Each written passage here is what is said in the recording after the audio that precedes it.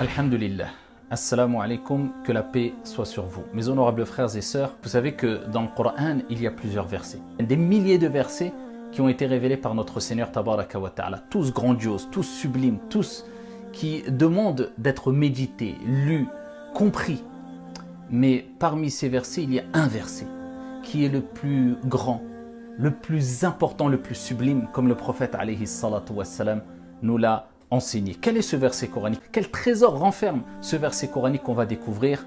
On va le voir incha'Allah. Je vous laisse le lire avec méditation et on se retrouve tout de suite incha'Allah. أعوذ بالله من الشيطان الرجيم بسم الله الرحمن الرحيم الله لا إله إلا هو الحي القيوم لا تأخذه سنة ولا نوم له ما في السماوات وما في الأرض من ذا الذي يشفع عنده إلا بإذنه يعلم ما بين أيديهم وما خلفهم ولا يحيطون بشيء من علمه إلا بما شاء وسع كرسيه السماوات والأرض ولا يؤوده حفظهما وهو العلي العظيم. Ubay ibn Ka'b nous rappelle que le prophète alayhi afdalus salati wa taslim l'a interpellé et lui a dit: Ya Aba Munzir, quel est le verset coranique le plus important dans le Coran? Ubay ibn Ka'b, poussé par sa retenue, son respect, sa pudeur vis-à-vis du prophète alayhi afdalus salati wa taslim, il dit: Allahu wa rasuluhu a'lam. Il n'a pas dit Allahu a'lam simplement, Dieu est plus savant, car il savait que le prophète avait la réponse. Et il dit Allahu wa rasuluhu. Allah et son messager sont plus savants. Et le prophète réitère la question plusieurs fois jusqu'à ce que Ubay ibn Ka'b réponde et dit: c'est Ayatul Kursi. Et le prophète alayhi salatu wassalam tapote un peu sur la poitrine de Ubay ibn Ka'b et il dit, traduction du sens, que ta science te soit salutaire, Ya Aba Munzir. Le verset le plus important du Coran. On doit ici le lire, le comprendre, le méditer et même l'apprendre par cœur, car il est très court et il est dans la capacité de toutes et tous de l'apprendre par cœur. Il renferme d'énormes trésors, d'énormes mérites, à titre d'exemple. Rapporté par An-Nasa'i, le prophète sallallahu alayhi wa sallam nous dit: toute personne qui récite après chaque prière maktouba, obligatoire, après chaque prière obligatoire, Ayatul Kursi, ici le verset du repose-pied, eh bien rien ne l'empêchera d'entrer au paradis si ce n'est al-maut, la mort. C'est-à-dire qu'entre lui et le paradis il n'y a rien, si ce n'est cette étape qui est la mort. Dans un autre hadith rapporté par Al-Hakim, le prophète sallallahu alayhi wa sallam nous dit: il y a dans le Coran un verset qui est le plus important. Il est dans Surat Al-Baqarah et il nous dit: c'est Ayatul Kursi. Allahu la ilaha illa huwa al-hayyul qayyum.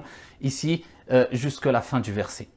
Et il dit: il n'y a pas une personne qui récite ce verset coranique, il n'y a pas une demeure où est récité ce verset coranique sans que le démon shaitan ne fuit la demeure. Parmi les grands bienfaits encore de la récitation avec concentration, avec méditation, avec un cœur présent de Ayatul Kursi. Eh bien, on retrouve ce mérite-là dans un hadith très long, je vous l'abrège, de Abu Huraira, radiyallahu anhu warda. Il nous raconte qu'il avait comme responsabilité de garder Zakatul Fitr, qui était sous forme de nourriture, bien sûr. Donc, il gardait cette nourriture qui faisait partie de la zakat des musulmans. Et ici, la nuit, une personne est intervenue. Quelqu'un est intervenu et a voulu voler, a pris une poignée de cette zakat, de cette nourriture, et a voulu la voler. Abu Huraira radiyallahu anhu warda l'a interpellé.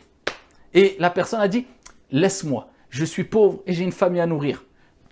Laisse-moi partir s'il te plaît. Et donc, par pitié, par clémence, regardez, c'est zakat ou le fitr. Regardez la clémence, la miséricorde qu'il y avait dans le cœur des compagnons. Il n'y a pas, c'est comme ça, eh bien, je t'attrape et pas de pitié. Ar-Rahma, man la yarham la yurham. Celui qui ne fait pas clémence, miséricorde, il ne lui sera pas fait miséricorde. Il le laisse partir. Le lendemain, Abu Huraira rencontre le prophète alayhi salatu wassalam. Et le prophète sallallahu alayhi wa sallam lui dit, il dit à Abu Huraira: qu'as-tu fait de ton prisonnier? Il dit, je l'ai relâché parce que j'ai eu pitié. Il dit, il t'a menti, il reviendra. Abu Huraira a dit, quand le prophète m'a dit ça, je savais qu'il allait revenir. Le lendemain, il est revenu en voulant encore s'accaparer, voler une partie de la zakat de la nourriture. Abu Huraira l'attrape une deuxième fois. Il lui réitère les mêmes propos. Laisse-moi partir, je suis pauvre, j'ai une famille à nourrir, et pitié. Par pitié, par compassion, par miséricorde, Abu Huraira le laisse encore. Si c'est un pauvre, il veut manger, il le laisse. Le lendemain, le prophète lui dit la même chose. Qu'as-tu fait de ton prisonnier? Il dit, ah Rasulallah, j'ai eu pitié, je l'ai laissé. Il a dit, il reviendra. La troisième fois, il revient. Abu Huraira l'attrape encore alors qu'il voulait encore voler de la nourriture. Et il lui dit, j'ai une famille à nourrir, je suis pauvre. Il dit, non, là c'est trop. Là, je vais te ramener chez le messager d'Allah, alayhi salatu wassalam. Tu viens avec moi chez le messager de Dieu. Il dit, écoute, laisse-moi partir et je vais t'enseigner des paroles qui te seront bénéfiques.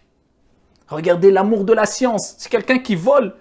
Abu Huraira, il lui dit, vas-y, donne-les-moi, enseigne-les-moi, dis-moi quelles sont ces paroles. Il lui dit, écoute, tu récites tous les soirs Ayatul Kursi, Allahu la ilaha illa huwa al-hayyul qayyum, jusqu'à la fin. Eh bien, si tu le fais, Dieu enverra un protecteur, un ange qui te préservera et aucun démon, aucun shaitan, aucune chose nuisible ne pourra t'approcher et te causer du tort jusqu'au matin. Il l'a laissé partir. Voilà. Quel troc pour la liberté, eh bien, il a pris de la science, l'amour de la science et l'ilm, mélangé à la miséricorde, à la compassion. Ça donne ça. Le prophète alayhi salatu wassalam a dit, qu'as-tu fait de ton prisonnier? Encore pour une troisième fois. Et il lui a raconté, il m'a dit que j'allais t'enseigner quelque chose qui te sera bénéfique en échange de ma liberté. Le prophète alayhi salatu wassalam a dit, il t'a dit la vérité bien que ce soit un grand menteur. Et il lui dit, à Abu Huraira, est-ce que tu sais c'est qui est venu te voir à 3 reprises? Il dit non. Il dit, c'était un diable parmi les démons. Preuve en est que même, on peut prendre même quelque chose de bénéfique dans la science ou dans une parole, même si ça provient de shaitan. Dans certains cas, bien sûr, on n'en fait pas une généralité.